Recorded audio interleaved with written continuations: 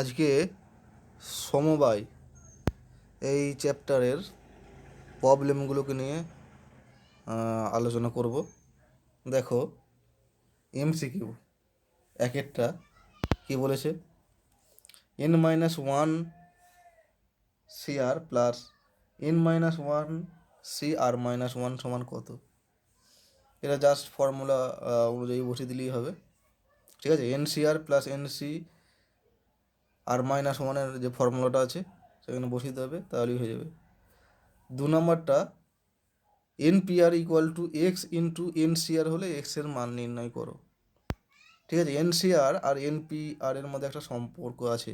NCR মানে হচ্ছে factorial আর into NPR, এটা সমান বসিয়ে দেবে, তাহলে ওয়াই পক্ষে এনসিআর কেটে দিলে এক্সের মান পেয়ে যাবে ফ্যাক্টোরিয়াল আর। ঠিক আছে, 3 নাম্বার দেখো, NC3 equal to K into n-n-1 n-2 হলে কে এর মান নির্ণয় করো। এনসিআর এর ফর্মুলা অনুযায়ী NC3 ইকুয়াল টু হয়ে যাবে n-n-1 n-2 বাই ফ্যাক্টোরিয়াল 3। ঠিক আছে, তাহলে ওয়াই পক্ষে কিছু কাটার পর কে এর মান পেয়ে যাবে 1/3 মানে 1/6। ঠিক আছে, জাস্ট ফর্মুলা অনুযায়ী প্রবলেমগুলো হয়ে যাচ্ছে। এরপর দেখো চারেরটা, এনসিপি ইকুয়াল টু এনসিকিউ হলে এবং P not equal to Q হলে n-p সমান কত?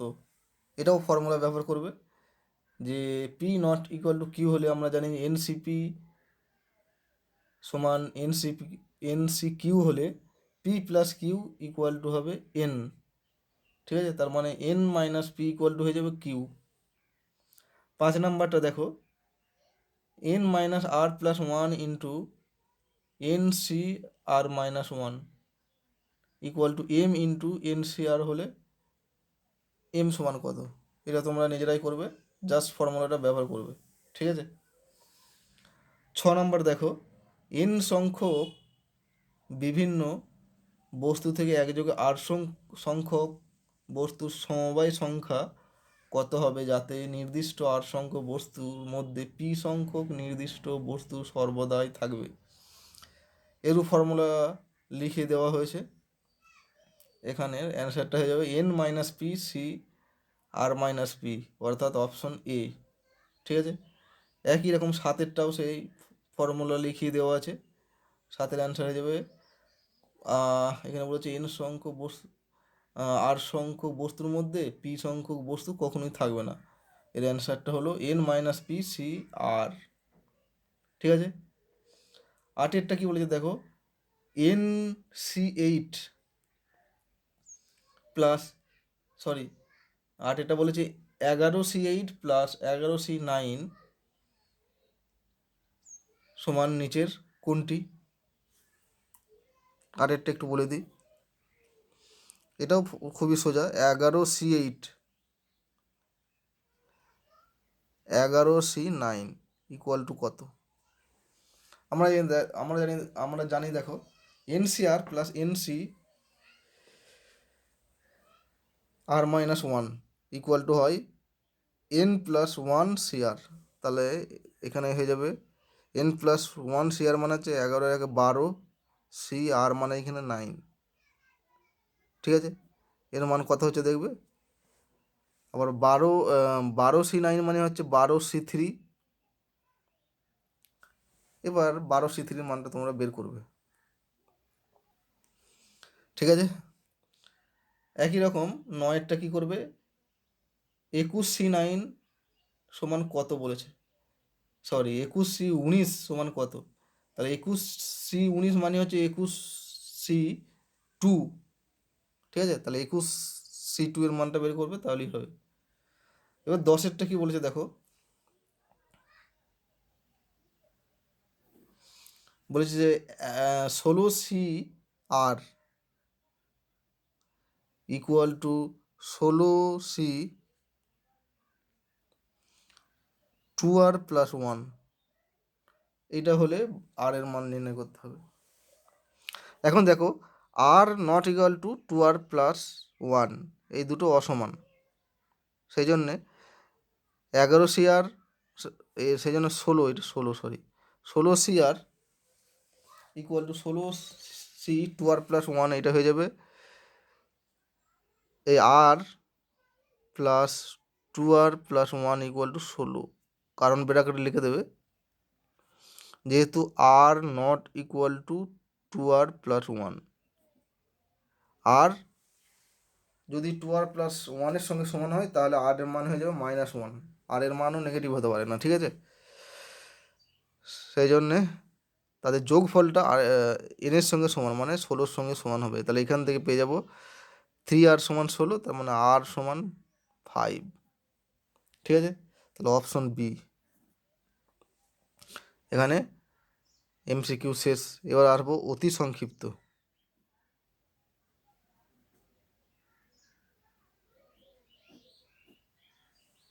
ঠিক আছে, অতি সংক্ষিপ্ত দেখো 2-এর দাগের 1-এর দাগে এটা হচ্ছে সংজ্ঞা, এগুলো নিজেরাই করতে পারবে।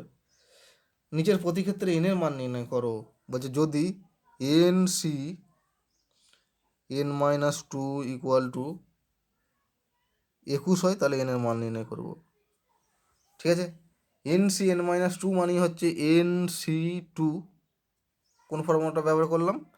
NCR মানেই হচ্ছে NCR n-R, এই ফর্মুলাটা ব্যবহার করলাম। ঠিক আছে, তাহলে NC2 ইকুয়াল টু 21, তাহলে দিস ইমপ্লাইজ NC2 মানে আবার n into n-1 by factorial 2 equal to 21। তাহলে এখান থেকে n এর দুটো মান পাবে দেখবে। ঠিক আছে, যদি n এর মান নেগেটিভ আসে বা দশমিক মানে ভগ্নাংশ আসে তাহলে সেগুলো বাদ দিয়ে দেবে, শুধু ধনাত্মক পূর্ণ সংখ্যাটা নেবে। ঠিক আছে, এখানে দেখবে দুটো মান আসবে, একটা নেগেটিভ একটা পজিটিভ, তাহলে নেগেটিভটা বাদ দিয়ে দেবে, ধনাত্মকটা হয়ে যাবে অ্যান্সার। একই রকম দেখো এগুলো সব করবে। 4-এরটা কি বলেছে? যদি NC5 ইকুয়াল টু NC9 হয় তাহলে এনের মান নির্ণয় করো। NC5 ইকুয়াল টু NC9, দেখো 5 আর 9 সমান নয়, তার জন্য এটা হয়ে যাবে, এটা ইমপ্লাই লিখবে 5 প্লাস 9 ইকুয়াল টু n, তার মানে n এর মানে হয়ে যাবে 14। ঠিক আছে, এরকম করে একই রকম 3-এরটাও NC7 ইকুয়াল টু NC11 হলে দেখাতে হবে যে 21CN ইকুয়াল টু 1350, 3-এরটা। ঠিক আছে, পরের দাগে 3-এরটা NC7 ইকুয়াল টু NC11, তাহলে this implies 7 not equal two 11, তাহলে এখান থেকে বলতে পারি n এর মান হয়ে যাবে 7 প্লাস 11, তার মানে 18, ব্র্যাকেটে লিখে দেবে, যেহেতু 7 নট ইকুয়াল টু 11 সেই জন্য ওইটা হলো। ঠিক আছে, এরপর কি বলেছে দেখো, তারপর 21CN এর মান নির্ণয় করে, তাহলে অতএব 21CN, n এর মান 18 বসাবে, 21C18, আবার 21C18টাকে একটু ছোটো করে নেবে, 21 মাইনাস 18 মান হচ্ছে 3, এটার মান বের করবে তাহলেই হয়ে যাবে। এরপর দেখো 4-এর নিজেরাই করবে, 5-এর নিজেরাই করতে পারবে। ঠিক আছে, 6-এরটা করাচ্ছি।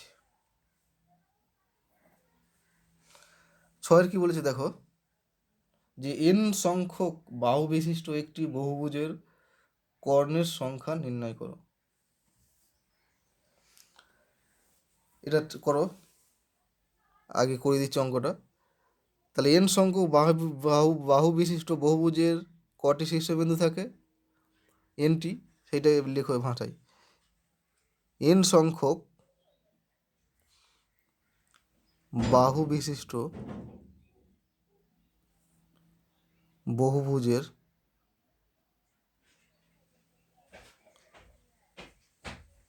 এনটি শীর্ষবিন্দু আছে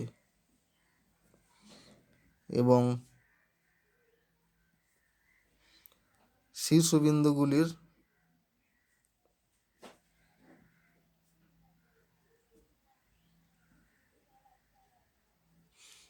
শীর্ষবিন্দুগুলির যে কোনো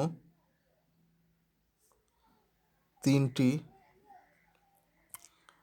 অসমরেখ, মানে সমরেখ নয়, ঠিক আছে। সুতরাং শীর্ষবিন্দুগুলি যোগ করে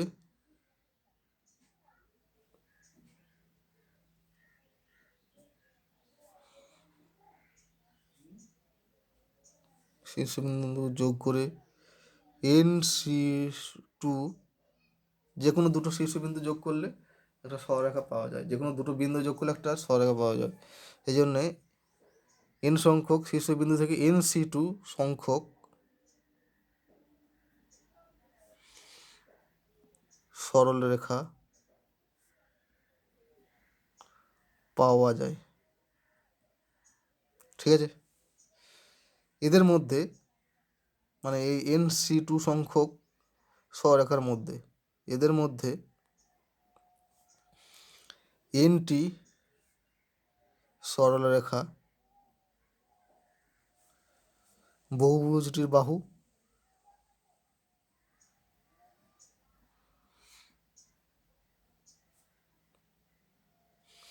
এবং বাকিগুলি কর্ণ। যেহেতু বহুভুজটি n সংখ্যক বাহু বিশিষ্ট বহুভুজ, তাহলে এর মধ্যে NT সরলরেখা বহুভুজটির বাহু, আর বাকিগুলো ওর কর্ণ, ঠিক আছে। সুতরাং তার কর্ণের সংখ্যা কত হয়ে যাবে? সুতরাং বহুভুজটির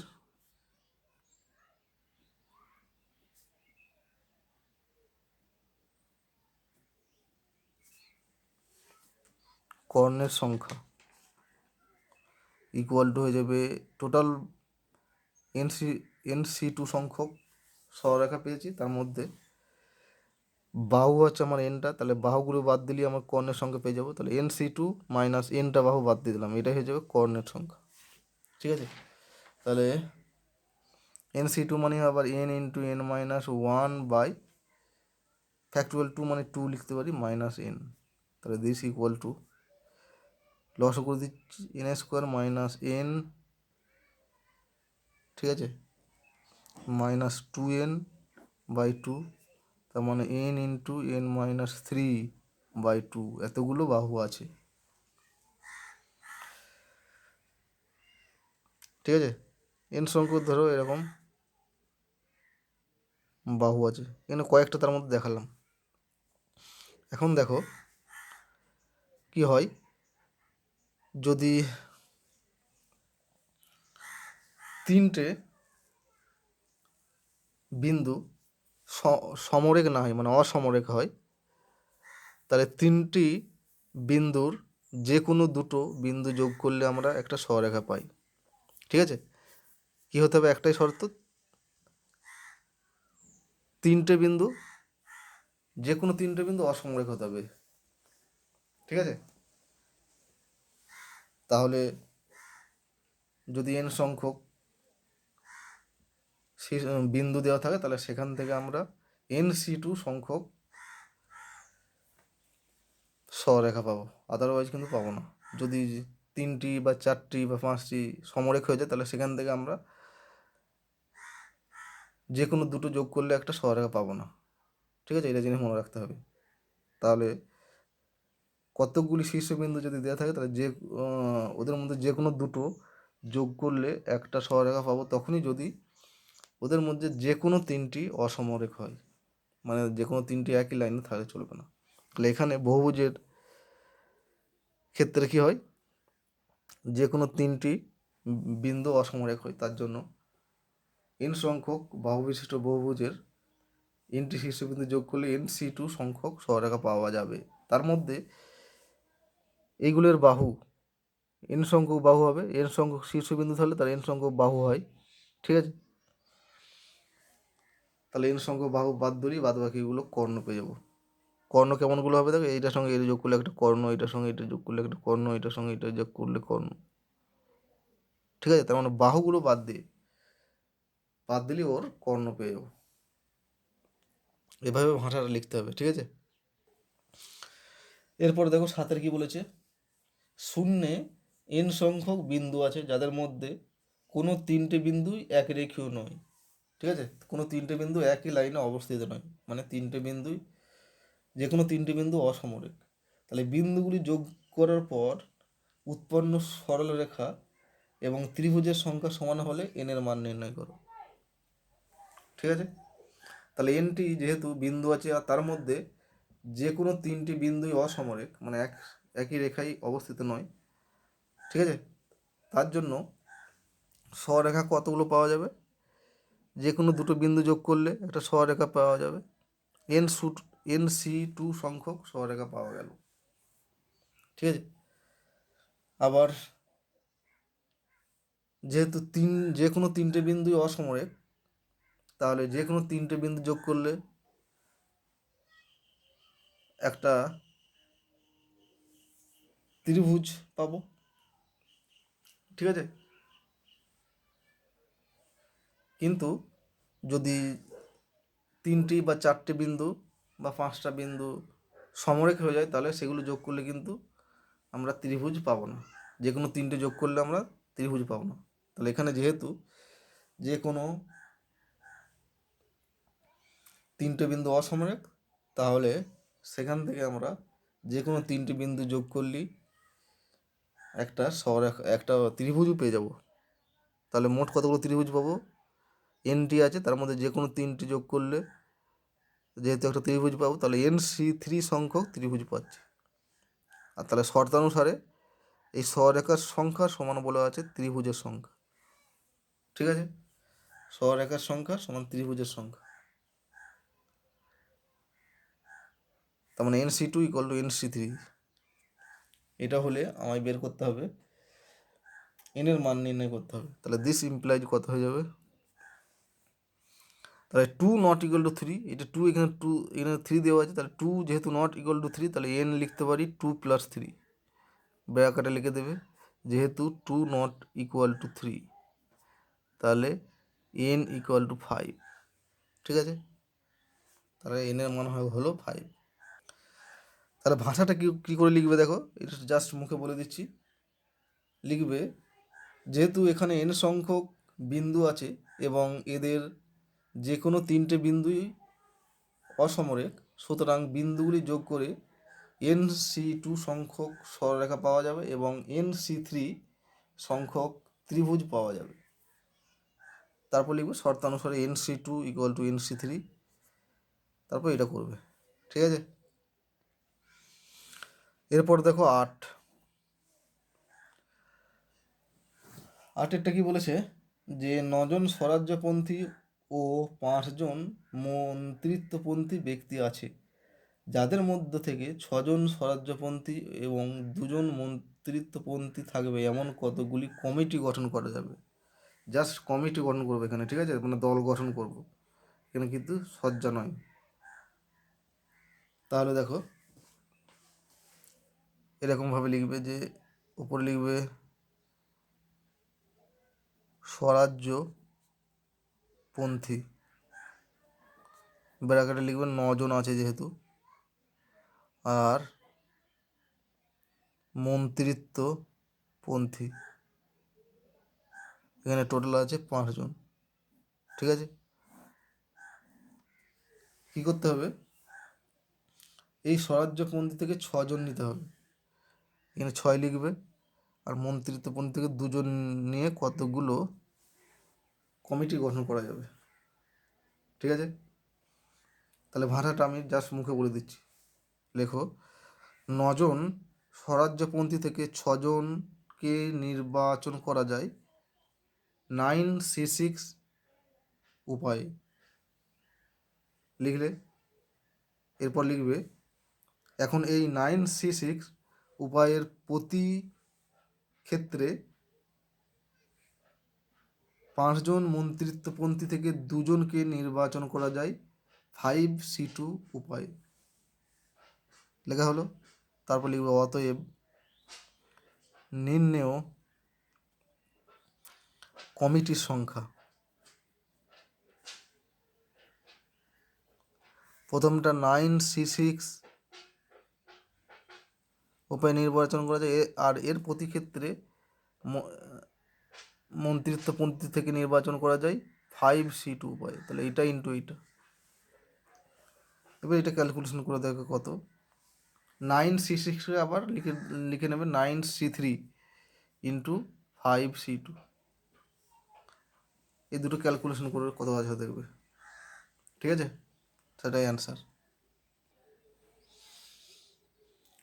9টা একই রকমভাবে করবে যে একটি 10 জন সরকারি এবং 15 জন বেসরকারি প্রতিনিধি সভায় 3 জন সরকারি এবং 5 জন বেসরকারি প্রতিনিধি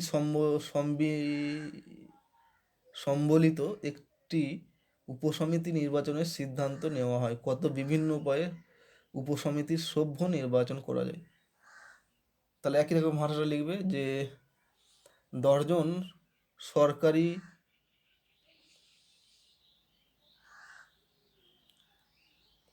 প্রতিনিধি থেকে 3 জন, কথা বলেছে 3 জনকে নির্বাচন করা যায় 10C3 উপায়ে, এবং 15 জন বেসরকারি প্রতিনিধি থেকে 5 জনকে নির্বাচন করা যায় 15C5 উপায়ে। তাহলে অতএব নির্ণেয় উপসমিতির সভ্য সংখ্যা, না, নির্ণেয় উপসমিতির সংখ্যা লিখবে তাহলে 10C3 ইন্টু 15C5। ঠিক আছে, এরপরে দেখো 10এরটা বলছে 10টি আম থেকে 3টি করে নিয়ে কতগুলি বিভিন্ন নির্বাচন করা যায় যাতে প্রতি নির্বাচনে একটি নির্দিষ্ট আম সর্বদা থাকে। এইগুলো হচ্ছে শর্তারোপিত বিন্যাস। ঠিক আছে, একটা নির্দিষ্ট আম সর্বদা থাকবে। তাহলে শর্তারোপিত বিন্যাসের ক্ষেত্রে আমরা জানি কি, এই ভাষাটা এইভাবে লিখবে যে আমরা জানি n সংখ্যক বস্তু থেকে r সংখ্যক বস্তু নির্বাচন করা যায় n মাইনাস m সি আর মাইনাস m এত উপায়ে, যেখানে m সংখ্যক নির্দিষ্ট বস্তু সর্বদাই থাকবে। ঠিক আছে, n থেকে r সংখ্যক নির্বাচন করবো যেখানে m সংখ্যক বস্তু সর্বদাই থাকবে। তাহলে এখানে টোটাল আম আছে 10টি, তাহলে n মানে 10। এখান থেকে নির্বাচন করতে হবে 3টি আম, যেখানে একটি নির্দিষ্ট আম সর্বদাই থাকবে। তার মানে m ইকুয়াল টু 1। এবার মানটা বলে দেবে, তাহলেই হয়ে যাবে জাস্ট। তার মানে হয়ে যাবে 10 মাইনাস 1, 10 মাইনাস 1 C3 মাইনাস 1। তার মানে হয়ে গেল নির্ণয় নির্বাচন সংখ্যা হয়ে গেল 9C3। এবার 9C3 মানটা বের করে নেবে। এরপর দেখো 11টা কি বলেছে, এক ব্যক্তির 6 জন বন্ধু আছে, কত উপায়ে সে তার এক বা একাধিক জনকে, মানে একাধিক বন্ধুকে আমন্ত্রণ করতে পারে। তাহলে যেহেতু মোট 6টা বন্ধু আছে, তাহলে 6 জন বন্ধুর মধ্য থেকে সে একজনকে, ঠিক আছে, তে একজনকে আমন্ত্রণ করতে পারে 6C1 উপায়ে, অথবা 2 জনকেও আমন্ত্রণ করতে পারে, অথবা মানে এখানে প্লাস, ঠিক আছে, প্লাস 2 জনকে আমন্ত্রণ করতে পারে 6C2 উপায়ে, অথবা 3 জনকেও 6C3 উপায়ে, অথবা 4 আর 5 টোটাল 6 জনকেও, ম্যাক্সিমাম 6 জনকে আমন্ত্রণ করতে হবে 6C6 উপায়ে আমন্ত্রণ করতে পারে। ঠিক আছে, তাহলে টোটাল এত উপায়ে সে আমন্ত্রণ করতে পারবে। এর ফর্মুলা আছে 6C1 plus 6C2 plus 6C3 plus 6C6, এখান থেকে 2⁶ মাইনাস 1 উপায়, তেমন 63 উপায়।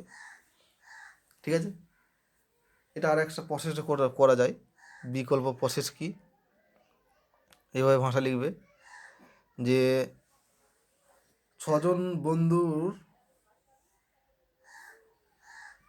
প্রত্যেক বন্ধুকে সে আমন্ত্রণ করতে পারে, আবার নাও পারে। তার মানে প্রত্যেক বন্ধুর জন্য দুটো সম্ভাবনা রয়েছে, মানে দুটি ক্ষেত্র রয়েছে। 1 নম্বর হচ্ছে তাকে আমন্ত্রণ করতেও পারে, আর 2 নম্বর হচ্ছে তাকে আমন্ত্রণ নাও করতে পারে। তাহলে প্রত্যেক বন্ধুর জন্য দুটো করে সম্ভাবনা থাকছে, ঠিক আছে। এরকম করে 6জন বন্ধুর ক্ষেত্রে তাহলে কত থাকবে, 2⁶, এতগুলো উপায় সে নির্বাচন করতে পারে। কিন্তু এই 2⁶ উপায়ের মধ্যে এমন একটি ক্ষেত্র আছে যে ক্ষেত্রে কোনো বন্ধুই আমন্ত্রিত হয় না, ঠিক আছে। মানে প্রথম বন্ধুকে যদি আমন্ত্রণ না করে, দ্বিতীয়কেও যদি আমন্ত্রণ না করে, এরকম করে 6জনকে যদি আমন্ত্রণ না করে, তাহলে কোনো বন্ধুকে আমন্ত্রণ করা হচ্ছে না, সেই জন্য একটা বাদ। তাহলে হয়ে যাবে এটাও 63। তাহলে যে কোনো একটা প্রসেসটা আমরা করবো, ঠিক আছে। দুরকমভাবেই কিন্তু মনে রাখতে হবে, এটাও মাঝে মাঝে কাজে লাগে, এটাও কাজে লাগবে, ঠিক আছে। তার মানে আমাকে প্রথমে লক্ষ্য রাখতে হবে একজন বন্ধুর ক্ষেত্রে ক রকম ক্ষেত্র সম্ভব বা ক রকম সম্ভাবনা থাকে। এরপর দেখো 12 কি বলেছে যে এক ব্যক্তির কাছে একটি 10 টাকার একটি 10 টাকার, একটি 5 টাকার, একটি 2 টাকার এবং একটি 1 টাকার নোট আছে। সে কত রকম উপায়ে কোনো দরিদ্র ভাণ্ডারে দান করতে পারে। তাহলে দেখো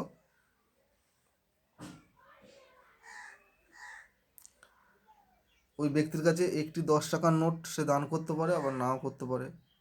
মানে 10 টাকার নোটের ক্ষেত্রে দুটো সম্ভাবনা রয়েছে, দু রকম সম্ভাবনা। আবার একটি 1 টাকার 5 টাকার নোট আছে, সে দান করতে পারে, আবার নাও করতে পারে, এটাও দু রকম সম্ভাবনা। একই রকম 2 টাকার নোটের ক্ষেত্রেও দুটি সম্ভাবনা, এবং 1 টাকার নোটের ক্ষেত্রেও সেই একই রকম সম্ভাবনা। তাহলে এটাও সে একই রকম। টোটাল যেহেতু 4টি নোট আছে, 2⁴ উপায় -1 একটা সবসময় বাদ যাবে, ঠিক আছে। মানে এত উপায়ে দান করতে পারে, 15 রকম উপায়। এবার দেখো 13 কি বলেছে যে 2310 এর মধ্যে কত বিভিন্ন রকম উৎপাদক আছে। প্রথমে কি করবে, 2310কে মৌলিক উৎপাদকে ভাঙবে, ঠিক আছে। 2 দিয়ে যাবে প্রথমেই, 11 55, তারপর 3 দিয়ে, 3 3 9, 3 8 24, 3 5 15, তারপর 5 দিয়ে, 3 দিয়ে এটা যাবে না দেখো, ঠিক আছে। তাহলে এটা 5 দিয়ে গেলে কত হয়ে যাবে, 5 7 35, 35 5 7 35, 7 দিয়ে 11। তাহলে দেখো 2310কে প্রথমে এরকমভাবে লিখে নেবে, একটা 2 আছে, একটা 3 আছে, একটা 5 আছে, একটা 7 আছে, একটা 11 আছে, সব একটা একটা করে আছে, ঠিক আছে। তাহলে অতএব উৎপাদকের সংখ্যা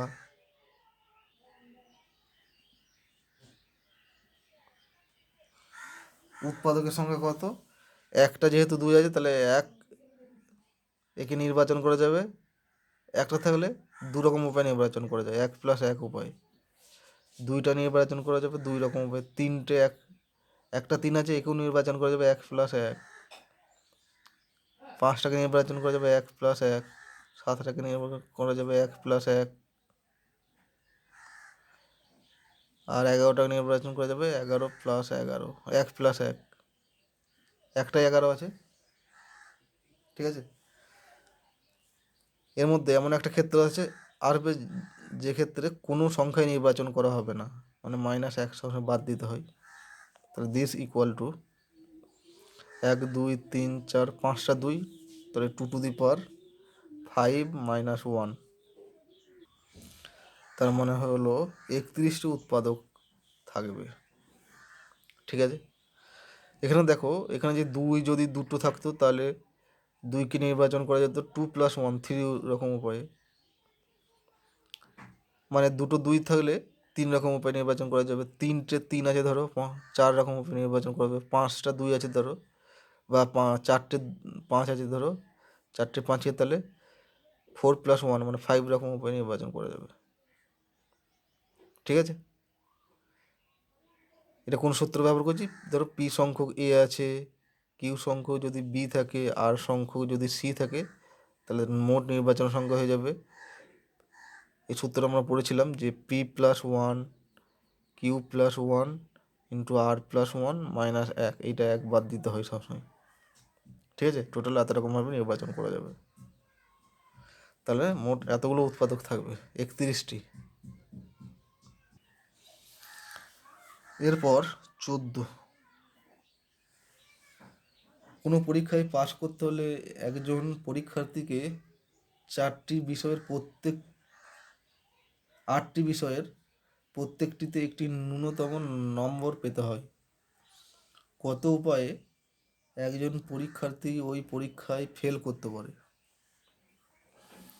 একজন পরীক্ষার্থীকে পাশ করতে হলে কি করতে হবে? প্রত্যেকটা পরীক্ষায় পাশ করতে হবে।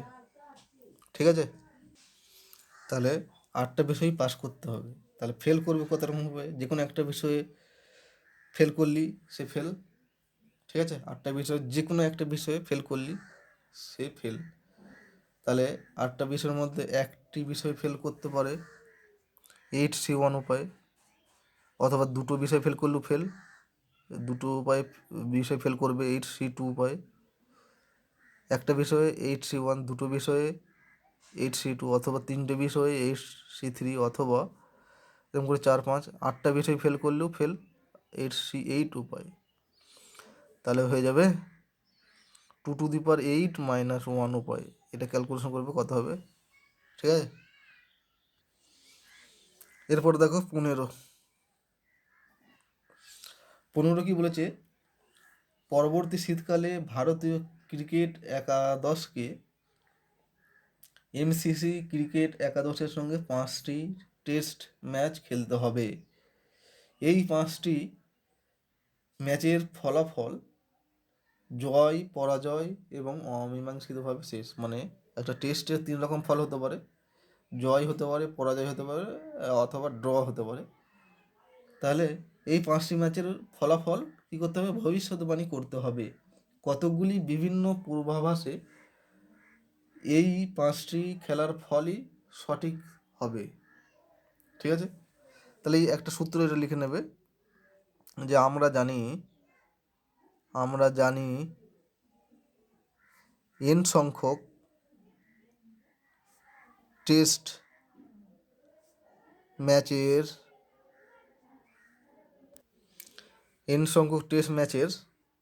মধ্য থেকে r সংখ্যক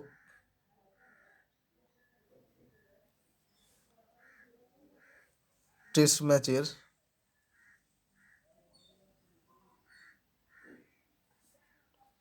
সঠিক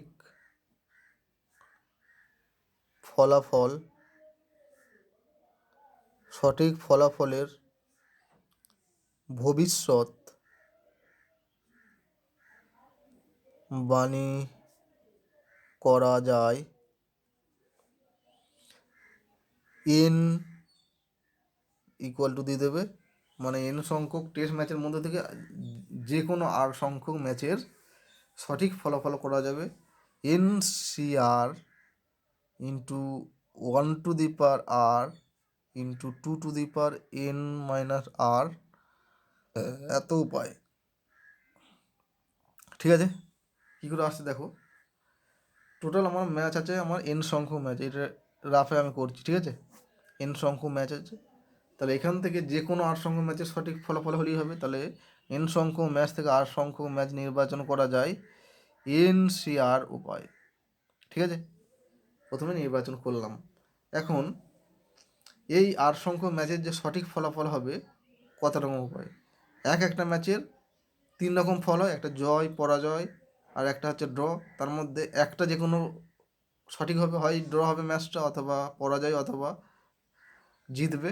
তার মানে একটা ম্যাচের সঠিক ফল একরকমভাবেই হয়। তাহলে এরকম 8টা ম্যাচের সঠিক ফল হয়ে যাবে 1 টু দি পাওয়ার আর, মানে আর সংখ্যক 1 গুণ করলে হয়ে যাবে 1 টু দি পাওয়ার আর রকম উপায়। ঠিক আছে?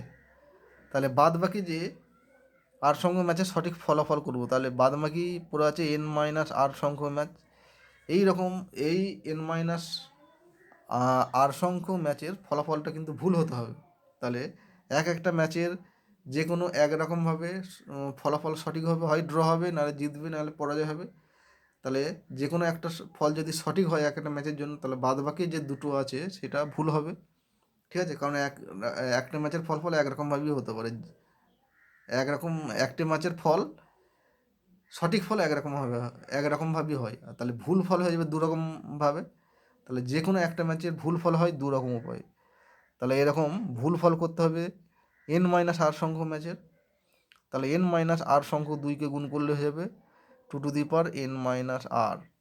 তাহলে NCR 1 to the power r into 2 to the power n-r এত রকম উপায়ে n সংখ্যক ম্যাচ থেকে আর সংখ্যক ম্যাচের সঠিক ফলাফল ভবিষ্যৎবাণী করা যায়। ঠিক আছে? তাহলে এখানে এবার বসাবে n equal two total test match হচ্ছে 5টা, আর সঠিক ফলাফল করতে হবে কটা, 8টারই। তাহলে আর ইকুয়াল টু 5। ঠিক আছে? এখানে যদি বলতো 4টি ম্যাচের সঠিক ফলাফল করতে হবে, তাহলে আরের জায়গায় 4 বসাতাম। কিন্তু এখানে বলাই আছে প্রবলেমে, 15 প্রবলেমটা 5টা টেস্ট ম্যাচ আছে, তাহলে 5টারই সঠিক ফলাফল করতে হবে। তাহলে এখানে n ইকুয়াল টু 5, আর ইকুয়াল টু 5। ঠিক আছে? তাহলে অতএব তাহলে লিখবে অতএব নির্ণেয় সঠিক, এখানে নির্ণেয় সঠিক, ঠিক আছে, নির্ণেয় সঠিক ফলাফল সমান কত হবে, n মানে 5, আর মানে 5, তাহলে 5C5, মানে 5টা ম্যাচ থেকে 5টা ম্যাচ নির্বাচন করা যায় একরকম উপায়। 5C5 মানে হচ্ছে 1, তারপর 1 টু দি পাওয়ার r মানে হচ্ছে 5 into 2 to the power n-r মানে 5-5। তার মানে হলো এটার মান 1, এটা 1, আর 2 টু দি পাওয়ার 0 মানে হচ্ছে 1। টোটাল একরকম উপায়ে সঠিক ফলাফল করা যাবে। ঠিক আছে? এখানেই অতি সংক্ষিপ্ত শেষ।